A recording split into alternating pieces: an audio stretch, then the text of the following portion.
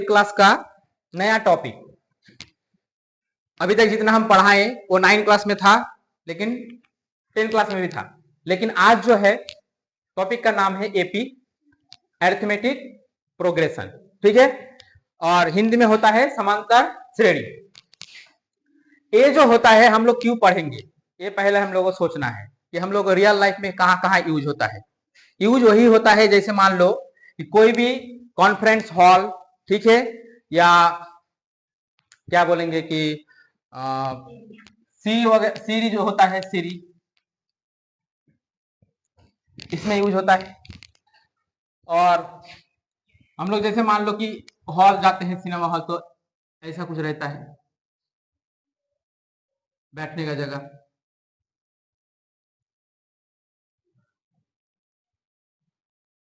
ऐसा कुछ रहता है, मतलब छोटा से बड़ा, छोटा से बड़ा, छोटा से बड़ा। तो ये सब रियल लाइफ में यूज होता है एपी। तो एपी का जो जनरल जो फॉर्म है ए प्लस डी, ए प्लस 2D, ए प्लस 3D, ये होता है एपी का जनरल फॉर्म। ठीक है, एपी उतना मतलब कठिन नहीं है कि नया कुछ चैप्टर आ गया तो बहुत कठिन है वगैरह वगैरह, ऐसा कुछ नहीं, बहुत आसान है। तो ए प्लस डी, ए प्लस 2D, ए प्लस 3D, ये होता है जनरल फॉर्म। हर चैप्टर में एक ना एक जनरल फॉर्म होता है। जैसे मान लो कि कोई चैप्टर, जैसे मान लो कि a x square plus b x plus c, ये हो गया क्या, जनरल फॉर्म था।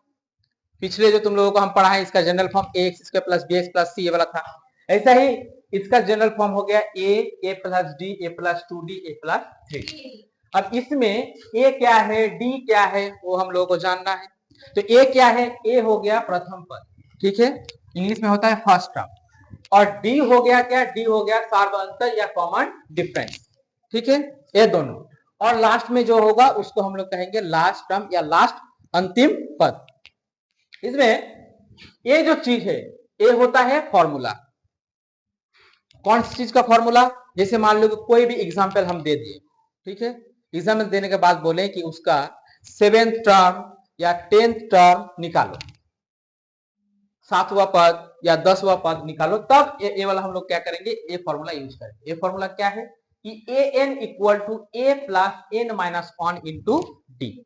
ठीक है, अब इसमें a क्या होता है, a हो गया प्रथम पद, n माइनस 1, n जो हो गया, n मतलब होता है जितना पद पूछा जाएगा। जैसे मान लो कि हम बोलेंगे कि एक क्वेश्चन दे दिए एग्जाम्पल, उसमें बोले कि तुम वहां 7वां जो पद है उसको निकालो, तो जो 7 है वो 7 हो गया n।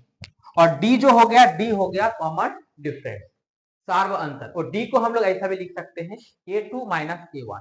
यदि कोई भी a1, a2, a3, a4 ऐसा करके, तो यहाँ डी हो गया a2 माइनस a1। ओके, यहां तक कॉन्सेप्ट था, बेसिक कॉन्सेप्ट की एपी क्या था। उसके बाद और भी है, वो बाद में हम सिखाएंगे। तो ए वाला फॉर्मूला हम लोगों को पता था या पता चला। इसको हम लोग लेंगे एक एग्जांपल में। एग्जांपल में क्या होता है, कैसे यूज होता है। जैसे मान लो कि ए वाला हम लोग एग्जांपल ले लिए 100, 70, 40, 10, उसके बाद ऐसे डॉट डॉट चलता है। अब इसमें क्या करना है कि फाइंड करना है 6 टर्म। यहां पहले हम लोग क्या करेंगे कि जितना टर्म होगा उसको हम लोग एन मानेंगे, तो एन हो गया 6। ठीक है, उसके बाद ए हम लोग को निकालना है, तो ए क्या हो गया, फर्स्ट टर्म जितना है ए, तो 100 हो गया। ठीक है, और क्या निकालना है, डी, क्योंकि फॉर्मूला में देखो, formula a n equal to a plus n minus 1 into d. तो ए हम लोग निकाल लिए, उसके बाद तो एन तो पता है और डी निकालना है, तो डी मतलब होता है a2 माइनस a1। ठीक है, तो a2 मतलब a1 हो गया, a2 हो गया, तो a2 मतलब 70 माइनस 100 कितना हो गया, माइनस 30। कितना मिला, डी मिल गया। तो एन भी मिल गया, ए भी मिल गया, डी मिल गया। अब पुट करेंगे फॉर्मूला में, तो ए6, तो ए हो गया कितना, 100 प्लस, तो 6 मतलब 6 माइनस 1, और डी हो गया माइनस 30।